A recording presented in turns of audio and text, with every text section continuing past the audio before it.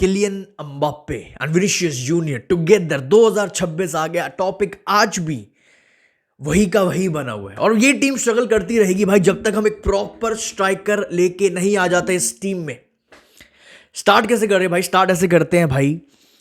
Real Madrid fans, I have a task for you. एक simple task है, एक आपको पिक्चर दिखाता हूं। आप हमारा जो नंबर 9 है, जो हमारा स्ट्राइकर है किलियन एम्बाप्पे, ढूंढ कर दिखा दो इस पिक्चर में। ढूंढते रह जाओगे भाई, आपको आपका नंबर 9 बॉक्स के अंदर मिलेगा ही नहीं। चलो भाई ये भी छोड़ो भाई, मुझे ये बताओ गोल कौन ठोकेगा भाई जब रियल मैड्रिड के सारे प्लेयर्स बॉक्स के बाहर खड़े रहेंगे भाई?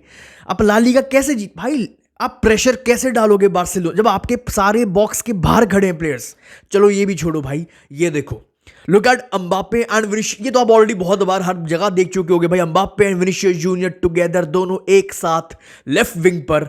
ये एक ऐसी प्रॉब्लम बनती जा रही है भाई, अगर ये सॉल्व नहीं हुई ना भाई, बहुत जल्द इन दोनों में से कोई एक ना एक प्लेयर सेल होके ही रहेगा। चलो भाई ये भी छोड़ो, ये देखो हम मैच कहां हारे हैं भाई। हम ला लीगा का जो टॉप स्पॉट था, हम कहां पे हारे हैं भाई? कभी एम्बाप्पे अपनी बेस्ट फॉर्म में होता है तो कभी भाई Vinicius junior out of form होता है।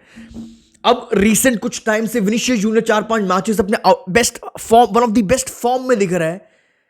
एम्बाप्पे आउट ऑफ फॉर्म हो गया, वो भूल गया उसको फिनिशिंग कैसे करे। उसके टचेस देखो, उसकी फिनिशिंग देखो, उसके रन्स देखो भाई, वो सब एक बहुत एवरेज सा हो गया है। सडनली उसकी जो परफॉर्मेंस है उसकी और आर्दा गुलर की नीचे जा रही है जैसे जैसे उनके मिनट्स बढ़ते जा रहे हैं। ये दोनों भाई साथ में एक साथ अपनी बेस्ट फॉर्म में क्यों नहीं रह पाते हैं भाई? आप ला लीगा उखाड़ ही नहीं सकते हो, आप चैंपियंस लीग उखाड़ ही नहीं सकते हो जब तक आपके फॉरवर्ड्स कंसिस्टेंट ना रहें। कैसे उखाड़ोगे ट्रॉफीज? ये ना बहुत बड़ा भ्रम था, एक वहम था। पेप ग्वार्डियोला को भी था, विदाउट स्ट्राइकर उखाड़ेंगे चीजें, चैंपियंस लीग उखाड़ेंगे। एक हमारा स्ट्राइकर है विनीसियस जूनियर, एक हमारा एक फॉरवर्ड है विनीसियस जूनियर जो कंसिस्टेंट नहीं रह पाता पूरे 90 मिनट। पूरा सीजन तो छोड़ो, पूरे 90 मिनट वो कंसिस्टेंट नहीं रह पाता। और एक दूसरा हमारा जो फॉरवर्ड है किलियन एम्बाप्पे, वो हमारा स्ट्राइकर, वो बॉक्स के अंदर ही नहीं रहता। अरे कहां से गोल्स आएंगे? आप ये हमें ना रियल मैड्रिड फैंस, ये हमें समझने की जरूरत है। आपको लग रहा है एम्बाप्पे गोल्स ठोक रहा है, आपको लग रहा है विनीसियस जूनियर गोल्स, हाँ यार हम गोल्स ठोक रहे हैं, एक आध दो गोल्स हम ठोक जाते हैं एक मैच में। बट भाई हमें समझने की ये जरूरत है कितने चांसेस हम वेस्ट कर देते हैं, ये समझने की जरूरत है। बारसा कैसे हर मैच में 3-3 4-4 गोल तो ठोक रही है ना, हर बड़ी टीम ठोक रही है ना। हम 1-2 गोल्स पे क्यों रह जाते हैं भाई? हमें समझना पड़ेगा हम कितने चांसेस वेस्ट कर रहे हैं। हमारे फॉरवर्ड्स कितने चांसेस हमारे फॉरवर्ड्स बनने ही नहीं देते हैं। विनीसियस जूनियर पूरा विंग काट के भाई पूरी बॉक्स में जब कट बैक करता है, क्रॉस डालता है, कोई बॉक्स के अंदर, कितने चांसेस हम वेस्ट खत्म कर देते हैं, क्रिएट ही नहीं होने दे रहे हैं। कितने चांसेस हम खुद किल कर देते हैं। हमें वो चीजें नहीं दिख रही हैं और देखना पड़ेगा तुम्हें। रिपोर्ट्स भी आ रही हैं भाई, विनीसियस जूनियर भाई फ्रस्ट्रेटेड था वर्सेस लिवांटे भाई विद किलियन एम्बाप्पे की जो मूवमेंट्स थी इनसाइड द बॉक्स। यहां तक भाई ये भी आ रहा है विनीसियस जूनियर ने भाई ड्यूरिंग मैच एम्बाप्पे को अप्रोच किया एंड बोला भाई अटैक करो, पेनल्टी एरिया को अटैक करो भाई इंस्टेड ऑफ ड्रॉपिंग। 4-4 मिडफील्डर्स खिला रहे हैं भाई, आर्दा गुलर, चुआमेनी, कामाविंगा, वाल्वर्दे, फिर भी तुम्हारा ये हाल है भाई। एम्बाप्पे मेरे भाई इतना ड्रॉप करने की क्या जरूरत है? मतलब पहले अपना प्राइमरी रोल करो ना। आपका जो प्राइमरी रोल है एक स्ट्राइकर का, प्राइमरी रोल भाई बेंजीमा भी ड्रॉप करता था बट उसकी आप कभी मूवमेंट्स देखना, बॉक्स में हमेशा मिलता था, हमेशा एक फोकल, एक टारगेट में बेंजीमा होता था बॉक्स के अंदर। एम्बाप्पे वो जो प्राइमरी, जो तेरा पहला काम है वही नहीं कर रहा है। ड्रॉप करके क्या उखाड़ लेंगे हम? रियल मैड्रिड को भाई गोल की जरूरत है और हमारा स्ट्राइकर बॉक्स में नहीं है। रियल मैड्रिड को गोल की जरूरत है, विनीसियस पर बॉल है भाई, रॉड्रिगो पे है, मस्तन विंग्स पर बॉल है, बॉक्स में कोई है ही नहीं है। राइट टाइम पर राइट पोजीशन पर कोई है ही नहीं है। टैप इन ठोकने भाई ऐसा ही चलता रहा भाई तो वो टाइम ज्यादा दूर नहीं है। विनीसियस और एम्बाप्पे में से कोई एक ना एक प्लेयर सेल होके रहेगा भाई और एक प्रॉपर स्ट्राइकर आएगा। थोड़े टाइम पहले भाई फ्रैन गार्सिया ने एक स्टेटमेंट दी थी, एक लाइन बोली थी, और उस स्टेटमेंट को देने के बाद फ्रैन गार्सिया एक भी सिंगल मिनट एक भी भाई वो फुटबॉल खेला ही नहीं है रियल मैड्रिड के साथ, खिलाया नहीं उसको एक भी सिंगल मिनट। आपके सामने है भाई। Now a days when a player doesn't run and press for the team, it generates pressure and fatigue भाई ऑन द एंटायर टीम। वो इधर एम्बाप्पे की बात कर रहा है एंड इस कमेंट के बाद भाई फ्रैन गार्सिया एक भी सिंगल मिनट नहीं खेल पाया है। अब बात करते हैं मेन प्रॉब्लम की।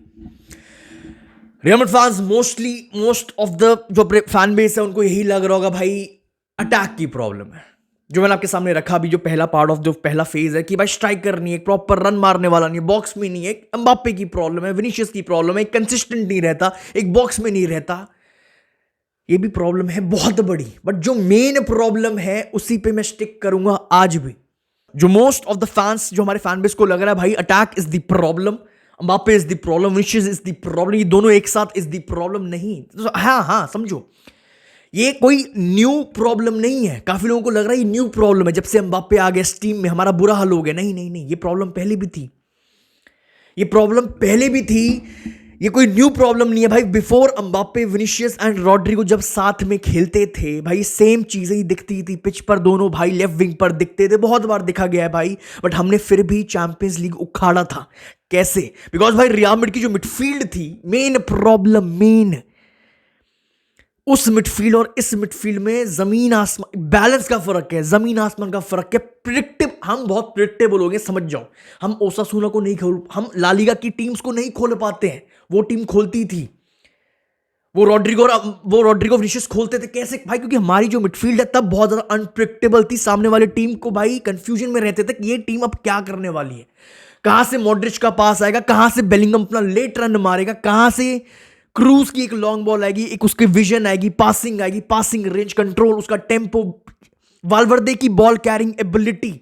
एक अनप्रिडिक्टेबल मिडफील्ड थी। अब मिडफील्ड बहुत ज्यादा प्रिडिक्टेबल हो गई है, ओसासुना को हम खोल नहीं पा रहे हैं। आफ्टर क्रूज भाई जो मेन इशू जो दिखा है भाई, वो एक चीज दिखी है भाई, हम टीम्स को खोल नहीं पा रहे। 90 मिनट हम क्रिएटिविटी, उस हिसाब की क्रिएटिविटी मैसिवली डिक्लाइन हो गई हमारी मिडफील्ड की।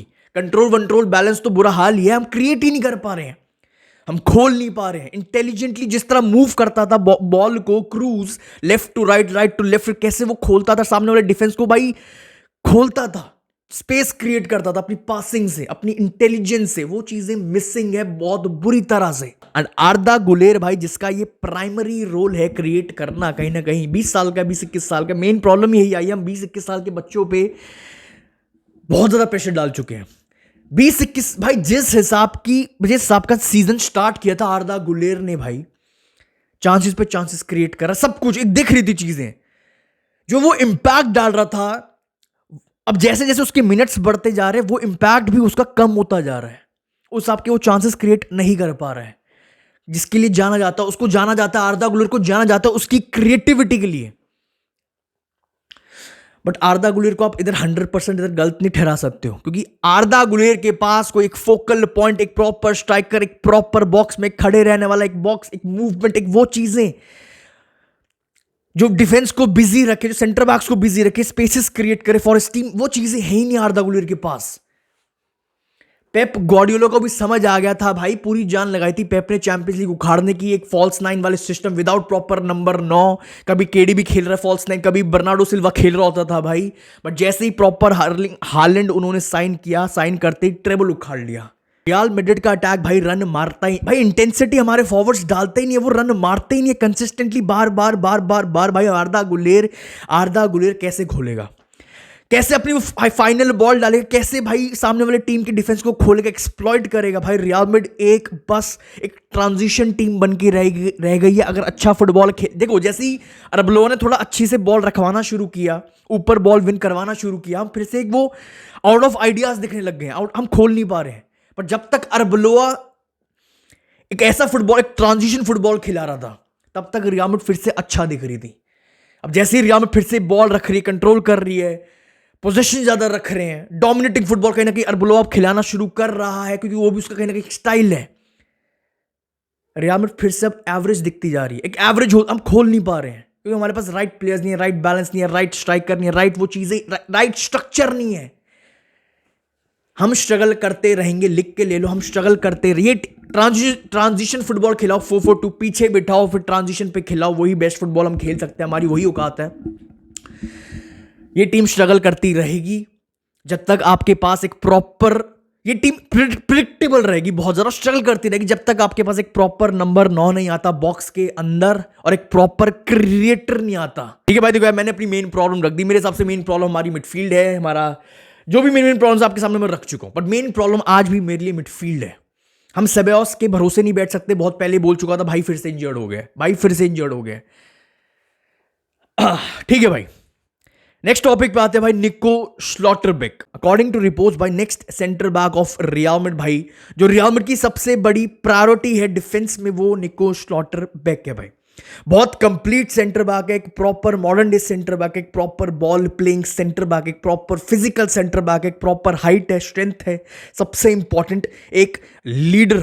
हमारी बैकलाइन को जरूरत है एक लीडर की, लीडर है निको स्लॉटरबेक। बट अब सीन ऐसा है, 2027 में कॉन्ट्रैक्ट खत्म हो रहा है निको स्लॉटरबेक का, और डॉर्टमुंड डिमांड कर रही है रियल मैड्रिड से 50 से 60 मिलियन, जो कि मेरे ख्याल से बहुत ज्यादा है, जिसके पास सिर्फ कंसिडरिंग सिर्फ 1 साल रह गया, 2027 में कॉन्ट्रैक्ट खत्म है।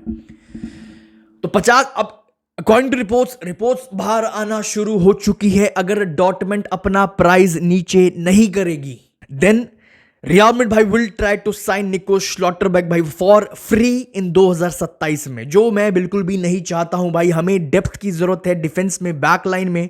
असेंसियो को आपने देख लिया होगा, डीन हाउसन अभी रेडी नहीं दिख रहा है भाई, उस हिसाब पर वी नीड डेप्थ भाई, प्रॉपर एक लीडर, वी नीड एक proper experience solid centre back. 2026 में समर ट्रांसफर विंडो में निको स्लॉटरबेक चाहिए ही चाहिए रियल मैड्रिड को। That's all for this video भाई। अपने थॉट्स कमेंट सेक्शन में सिर्फ 2 चीज पर, क्या आपके क्या थॉट्स है, क्या रियल मैड्रिड को एक स्ट्राइकर के लिए जाना चाहिए, लाइक जोसेलू टाइप का स्ट्राइकर बोल रहा हूं भाई, मतलब कोई ऐसा प्रॉपर एक हालैंड नहीं बोल रहा, जो बेंच रूल एक्सेप्ट करे, और भाई जब रियल मैड्रिड को जरूरत हो, मैच फंसा हुआ 70-80 मिनट पे लाओ, और वो चेंज करे अपनी हेडिंग एबिलिटी से गेम्स, अपनी प्रेजेंस से, अपनी बॉक्स मूवमेंट से। अपने थॉट्स विनीशियस और एम्बापे पर दोनों एक साथ, क्या कितना बड़ा क्या फ्यूचर आपके हिसाब से, जो भी आपके थॉट्स है कमेंट सेक्शन में। आई होप आपने वीडियो को ऑलरेडी लाइक कर दिया होगा, चैनल को ऑलरेडी सब्सक्राइब कर दिया होगा। I will see you very soon. अल्लाह मुदरीत।